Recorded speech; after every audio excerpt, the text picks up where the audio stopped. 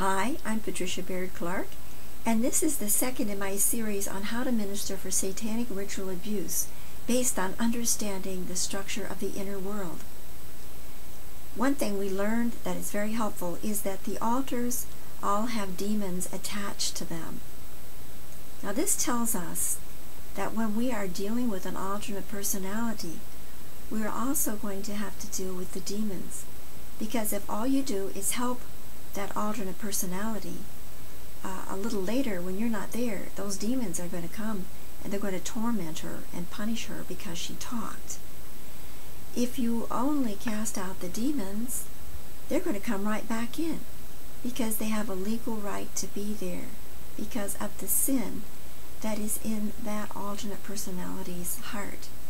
Now, anyone who has been seriously abused is going to feel hatred towards their abusers. They're going to have unforgiveness in their heart towards them.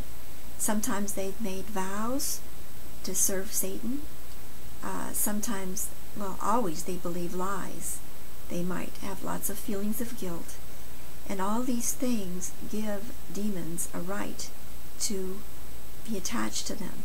And some alternate personalities do not know Jesus.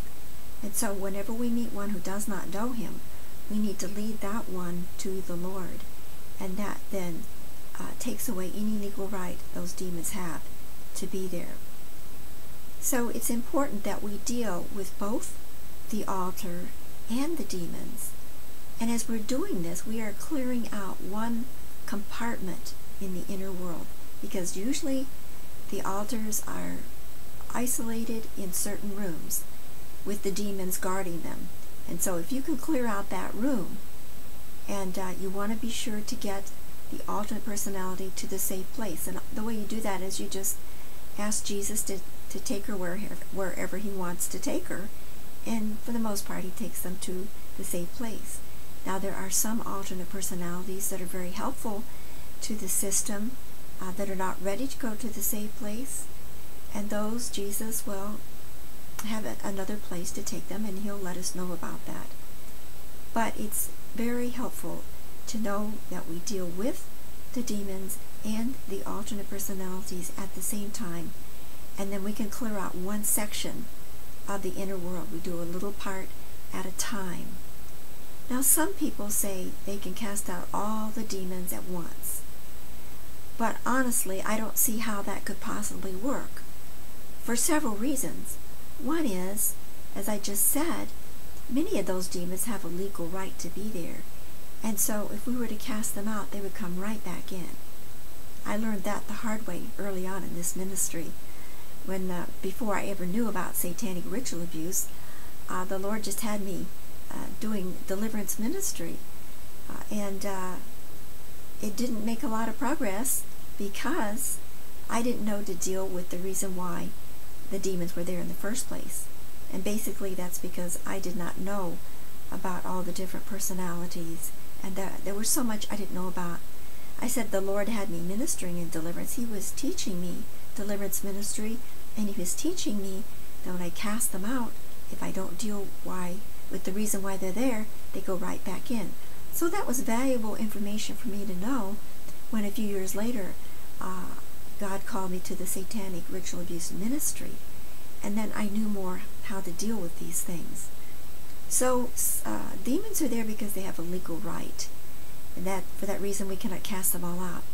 Another reason we can't cast them all out is that demons block memories. If we really could cast them all out, then many horrendous memories would cloud into the person's consciousness all at once and just drive her out of her mind. That would be total agony. That would not be a good thing. Another reason we can't cast out all the demons at once is that some of them are actually part of the structure. I remember one in particular the Lord said we could not get out yet because he was wrapped around the center portion of the inner structure that was supporting several levels.